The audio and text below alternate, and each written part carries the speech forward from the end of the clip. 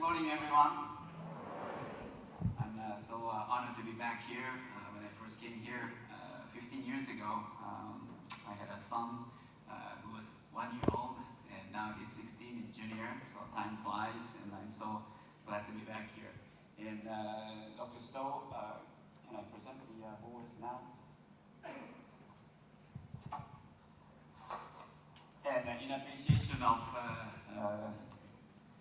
all the efforts put in for this event, I would like to present the Astronaut Office Presentation Board to Ellison Maruzuka Memorial Committee, El Camino College, and also American Honda. And I appreciate if you could come up here.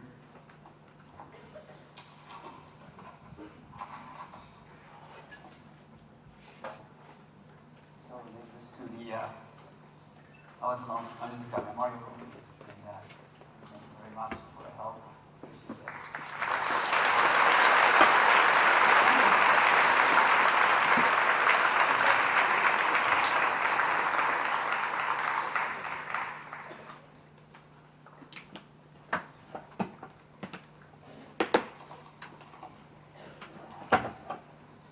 Today we have a lot of people at El Camino College volunteering, and it's a wonderful place to convey this message of excitement in human space exploration. And thank you very much for your wonderful assistance in the past many, many years. And I would like to present this.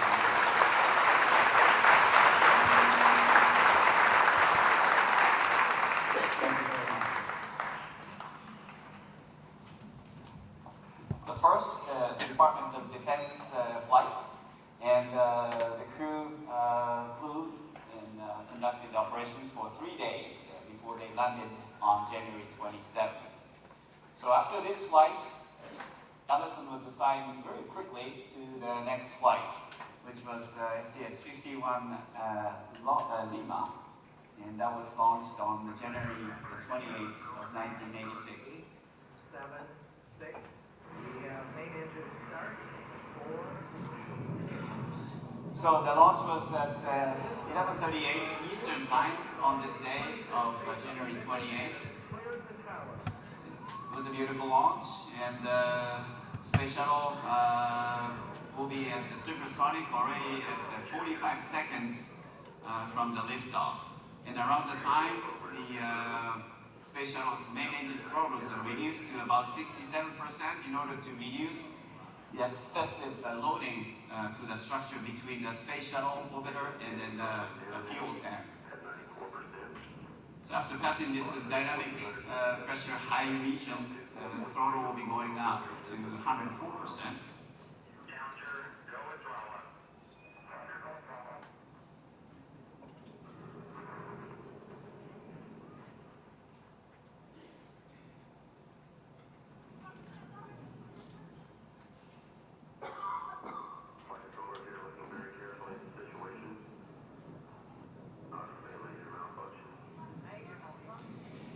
Many of you here probably were not born when this happened in 1986.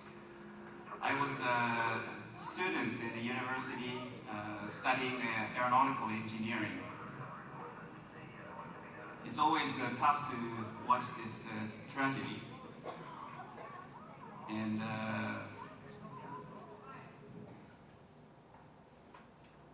that was not the only accident that we experienced in U.S. human spaceflight history. We lost Challenger 7 crew members in 1986.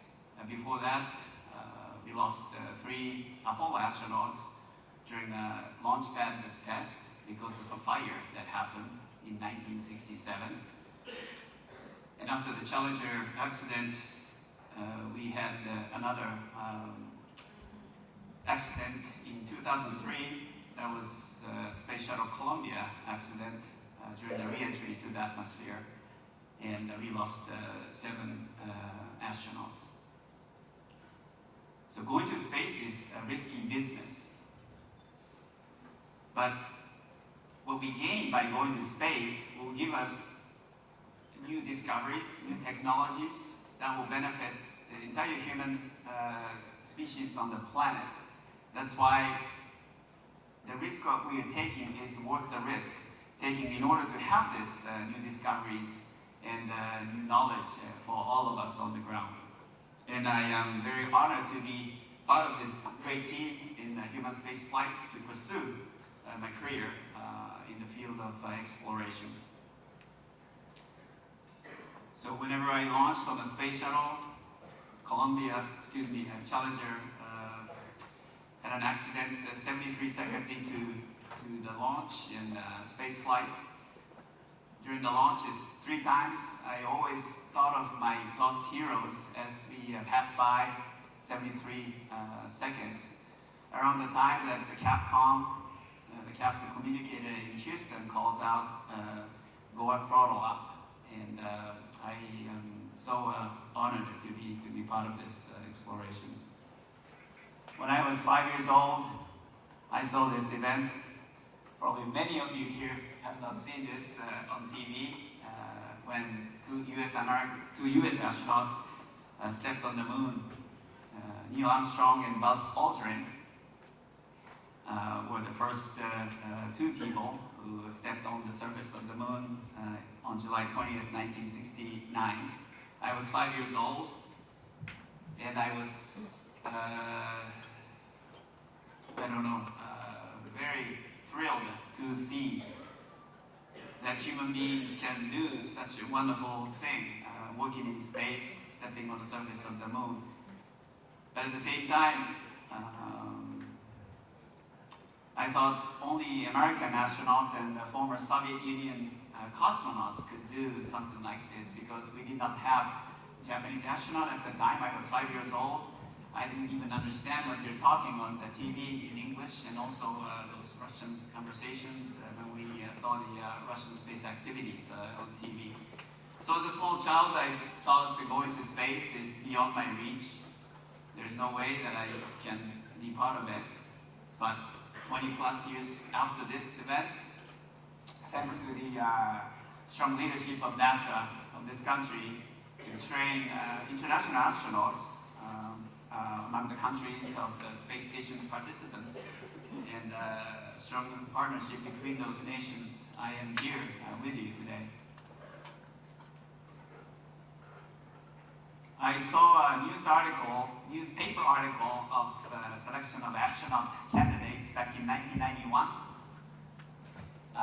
At the time I was working as an airplane structural engineer in Tokyo, and on my way to my office, I read the newspaper, and then there was an article that the Japanese Space Agency was selecting 1 or 2 astronaut candidates to be sent to Houston for training, and I applied, and we have 400 or so candidates, and then we started out from academic tests, lots of interviews, medical tests, psychological assessment, psychiatrical interviews, and after like 50 stages of selection, somehow I was luckily selected, and I was sent to Houston in July of 1992. I still remember it was on 4th of July when I arrived in the Houston airport.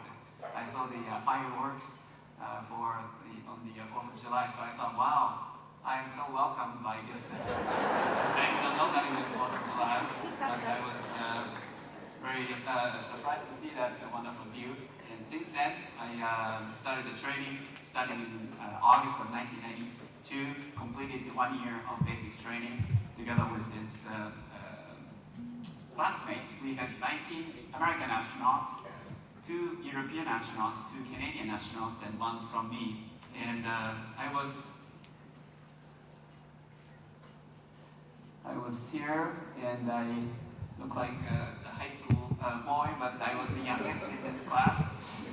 Each time when we have astronaut class, the youngest person in the class receives a pacifier, and the pacifier has a flag, like this red flag that you can see on the airplanes, maintenance places, that shows remove before flight pacifier.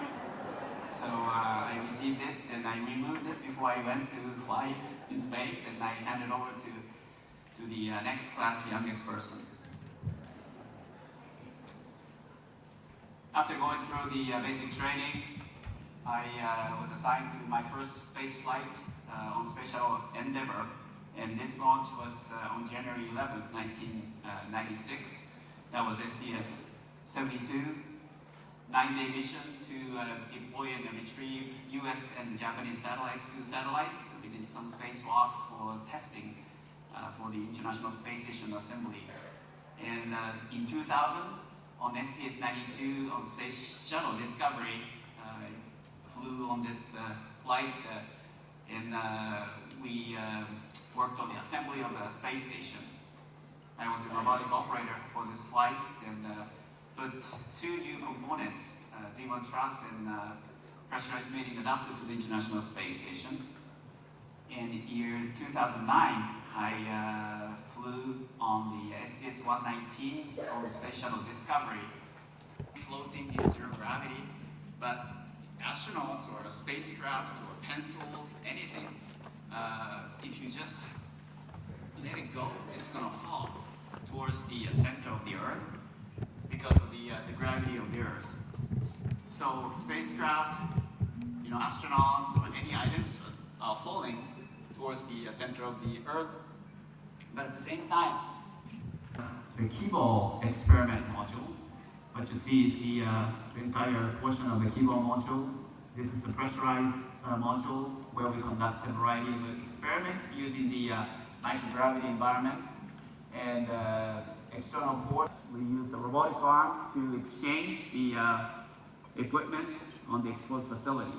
And also there's a logistics module where we can stow experiments and other items that we need on board the station.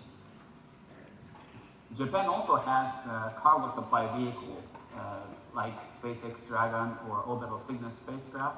This is called Konotori. Konotori is launched from Tanegashima Space Center in Japan, located in the southern end of Japan. And it's launched on H-2B rocket. And this is the Konotori spacecraft. It launches on the rocket and makes rendezvous automatic with the remote control from the Space Center in Japan.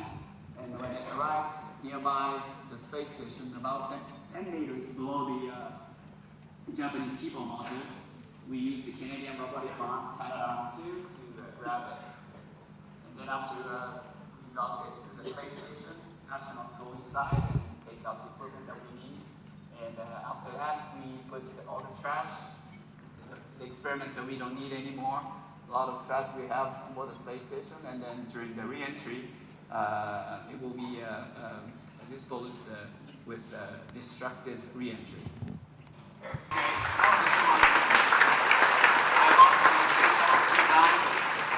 This is such a wonderful vehicle. It can do a lot of things. It can conduct a lot of experiments in space. It can do spacewalks for assembly of the space station. We can deploy satellites and retrieve satellites using the space shuttle. This is such a versatile vehicle, and it played probably the most significant role in the assembly of the International Space Station. I launched on the Soyuz spacecraft on my flight in 2013. Soyuz is very small compared to the space shuttle, and it's very cozy. 3 of us sit together, and the launch was very smooth. I could not even tell when the launch occurred because the vibration was not as strong as at the launch of the space shuttle. And we have window in the cockpit of the Soyuz spacecraft, but outside there's a cowling or fairing. With that, we cannot see outside when we launch, so we could feel some vibration, and we never could tell when the liftoff occurred because the launch was very smooth on the Soyuz. On the other hand, the touchdown was really dynamic on the Soyuz. The shuttle lands on the runway like a normal airplane very smoothly, but the Soyuz landing is with use of a parachute, and it touches down as if you are having a traffic accident, so it's very dynamic. You can see that in later film. Now, Soyuz spacecraft is the only means for us to go to the space station as of today. However, there are 2 CST-100